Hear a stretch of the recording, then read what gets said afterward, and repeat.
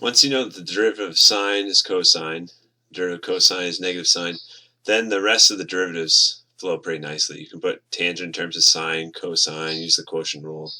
And if you do that, the derivative of tangent is secant squared. And cotangent, if you write that in terms of sine, sine and cosine, that would be cosine over sine. Again, the quotient rule. The derivative of cotangent gives us negative cosecant x squared. I'm not sure why they wrote.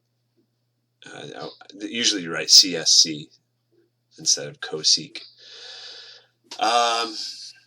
Okay, so with that table in mind, we're supposed to find the derivative of f of x. So we can use the fact that the derivative operator acts like a linear operator, which in short means it can distribute to each term, basically. So the derivative of cosecant using our table is negative cosecant x cotangent x. This is a negative 2, it's a negative 2 times, and the derivative is negative, so that's going to make a positive 2 cosecant x cotangent x.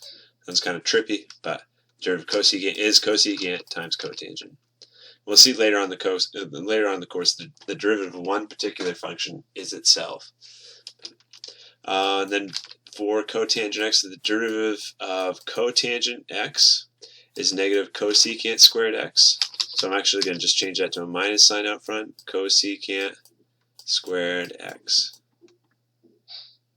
And then you'd want to try to look at it to see if there's anything you can do to simplify, like if you have a trig function squared plus 1 or minus 1, that usually means you could use the Pythagorean identities to simplify. We do have something squared, but it's not plus or minus 1 here. We're not going to be able to have any sort of simplification with Pythagorean identities. So differentiating term by term here, the derivative of 5 cotangent x using a table of derivatives is negative 5 cosecant squared x. And then here, the derivative is actually going to be trickier because you have two distinct functions of x being multiplied. This is a function of x, and this is a function of x. So we need the product rule. The derivative of the first function with the second function kept the same, plus the original first function